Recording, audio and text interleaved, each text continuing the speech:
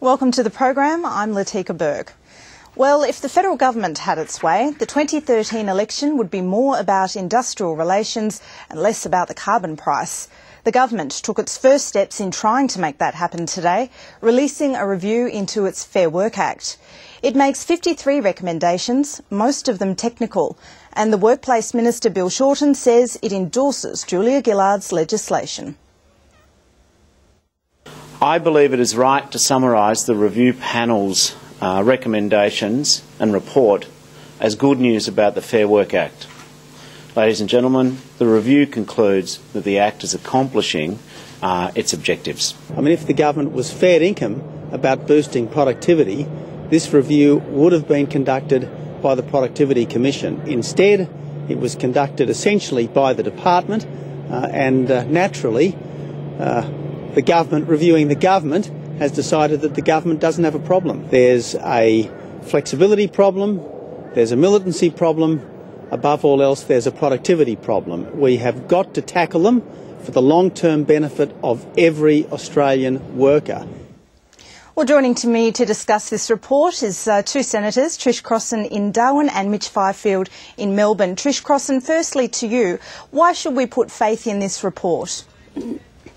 Well, this report was conducted by three expert people, eminent in this field in this country. Professor Ron McCallum, for example, has an outstanding record on his knowledge of industrial relations. So this is a report that was actually done by people in the field who understand the issues that they're tackling with. We don't think it's appropriate for the Productivity Commission to look at this report at all. We've given this task Why not, Trish? Why not? You asked the experts. Productivity Commission to look at a whole range of policies. Why not this one? Well, this is about actually ensuring that the legislation that outlines the industrial relations system in this country is working in the way in which that Act is meant to work and was designed to work. So we've given it to three experts in that field. As I said, Professor Ron McCallum is an outstanding expert in that field. That's the task they've undertaken, and they've delivered the report to the government, which has been released today. Mitch Fifield, these are three eminent Australians. Do you accept their opinion? Well, look, what a surprise. The three people handpicked by Bill Shorten to undertake the review of the Fair Work Act find that the Fair Work Act is terrific. So are you questioning their bias, Mitch Fifield? No, what I'm questioning is the fact that people were chosen to do a particular task and they did it. One of the constraints in this exercise were the terms of reference. The Office of Best Regulation Practice wasn't happy with the terms of reference, and they weren't happy with the fact that Bill Shorten took out of the terms of reference any mention of reducing the compliance burden on business, and they weren't happy that Bill Shorten took out of the terms of reference any reference to flexibility and finding a balance between the needs of employers and employees. So the fix was in from the outset with the terms of reference of this inquiry, and it would have been much better if it had been undertaken by the Productivity Commission. I think the Productivity Commission is truly independent and it's demonstrated through inquiries into things such as the National Disability Insurance Scheme and also earlier work that they've done on gaming, that they have the capacity and do take into account not only economic consequences of policy but also social consequences. So if the Productivity Commission had done it, we would have had a fair income and independent review. Trish Crossan, the objectives of the legislation was the whole purpose of this review. Now, the review panel has found that the Fair Work Act is operating as intended and that the objectives are being met. But is Mitch right there that perhaps it's the intention and the objectives that are the problem, and this panel was not charged to look at those? Well, I think if you have a look at the objectives of the legislation, then the words productivity and the words flexibility and the words balance are there. They talk about a productive and flexible workplace. So if you actually look at the objectives of the Fair Work Act, and if you have a look at the work that this panel has done, they've actually shown that the Act is being vindicated, that the Act actually does show that there is fairness for workers and there is flexibility for employees. I mean, what Mitch is on about is that he doesn't like the outcome. The outcome isn't saying what he wants it to say, and so therefore the Liberal Party just bag it. what I say is, well, Mitch, what would your policy be? What would you want in a report such as this? We haven't seen the Liberal Party's policy in relation to industrial relations. It's a closet policy. Probably will only be released at the very last minute. Another cloak and dagger trick for people around this country. See, the one thing the Liberal parties don't want us to do is to talk about and debate industrial relations in this country. Mitch Fifield, that's a fair point. When are you going to release your policy? When are you going to reveal your policy? Well, look, we know the Australian Labor Party is completely obsessed by industrial relations. We don't have that obsession. We don't bring an ideological approach to industrial relations, which is why we think it would have been better to have the Independent Productivity Commission take a look at this legislation. So if you're not bringing an ideological position, why are you so scared to release the policy? Well, we're not scared. What we're doing is we're taking the time to sit down and to talk to employers and employees to hear from them the real-life practical outworking of the Fair Work legislation. So we're bringing very much a problem-solving approach to the Fair Work Act. We want to identify issues that are a constraint. You haven't identified those issues yet?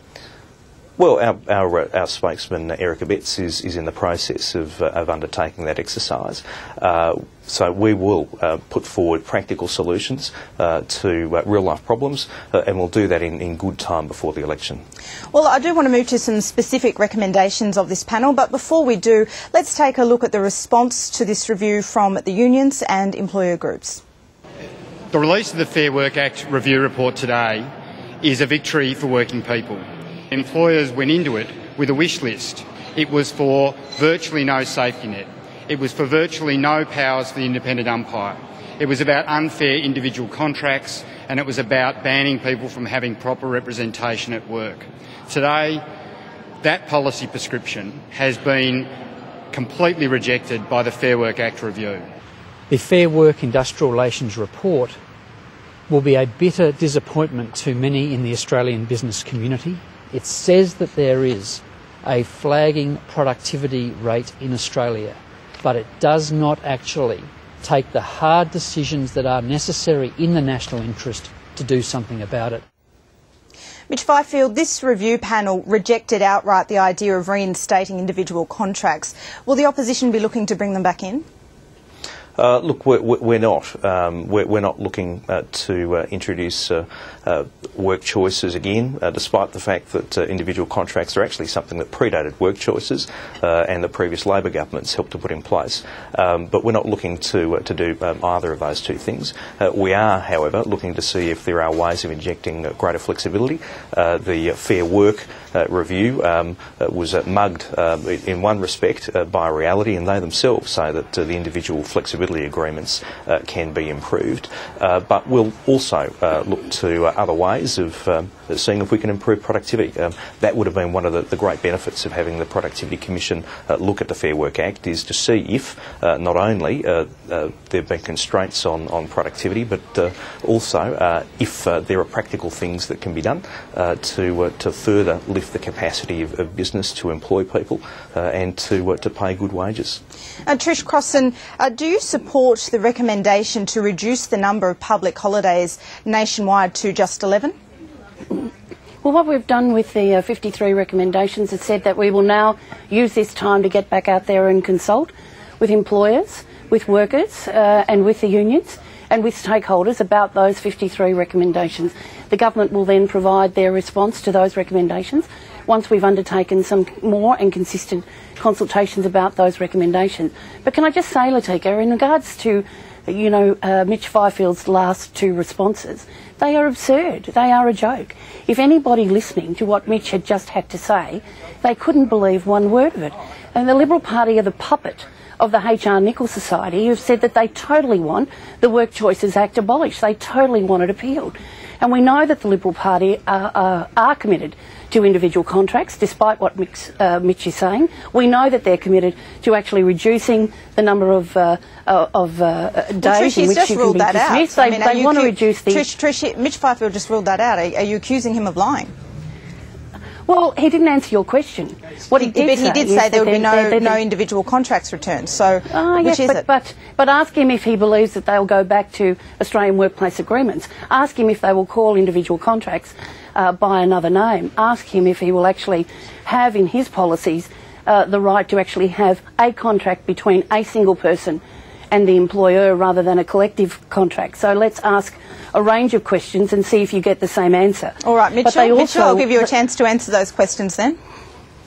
Look, we're not returning to work choices, full stop, end of story. We fully expect the Australian Labor Party will run their 2007 and 2010 campaign again at the next election. Good luck to them. But we're not going to be returning to work choices. Mitch, one of the other things to come out of this is penalty rates. Now, the unions are saying that there's no productivity link between penalty rates. Do you accept that argument? Well, look, as I say, we're not going to be returning to work choices, and we're not in the business of seeking to take payments away from people. We want an industrial relations system that will see more jobs and see people better paid. But you do want to change unfair dismissal laws, don't you? That has been something that has been a problem that business have brought to us over many years. But look, the details of our policy, we will release those in good time. I'm, as the Shadow for Disabilities, not in a position to tell you what the elements of that policy will be. But the Australian public will have good time to assess them and to compare our policy to that of the Australian Labor Party. Well, let's go to your portfolio issue of disabilities. And Trish Crossan, why won't the government work with the opposition on this? It is a reform that is going to span many parliaments. Well, we'd like to work with the opposition on this, except the opposition want another talk fest. They want another parliamentary committee to look at the issues. What we want to do is just get on the ground and get it working. We want to start to put this in place. We want to make sure that a plan for a national disability insurance scheme is rolled out in those trial sites. So to start to actually improve the lives of people with a disability, to make access to disability services easier, to get rid of some of the red tape and to have local coordinators. We say that the time for further talk, more chats and more discussion is over. It's time to act. So we would actually like Tony Abbott, and we'd like you, Mitch, to come with us and start acting on this rather than talking about it more. Well, Mitchell, we don't have much time left, but just very quickly, if you're elected next year, what year can we expect the National Disability Insurance Scheme to be rolled out under a coalition government? Look, we think that the Productivity Commission timetable is achievable and that it is the best proposal that's been put forward to date. But in relation to our suggestion for a joint parliamentary committee chaired by both sides of politics, the idea is not to be a talk fest, it's to find a mechanism to elevate the NDIS beyond partisanship and to ensure that there is a mechanism to oversight its implementation and to make sure that the NDIS is owned by the Parliament as a whole and not any one side of politics. Okay, well, we've run out of time, so we'll have to wrap it up. Thank you, Trish Crossan and Mitchell Fifield, for joining us on Capitol Hill today. Thanks, Latika. Pleasure. And you can catch us at the same time again tomorrow. See you then.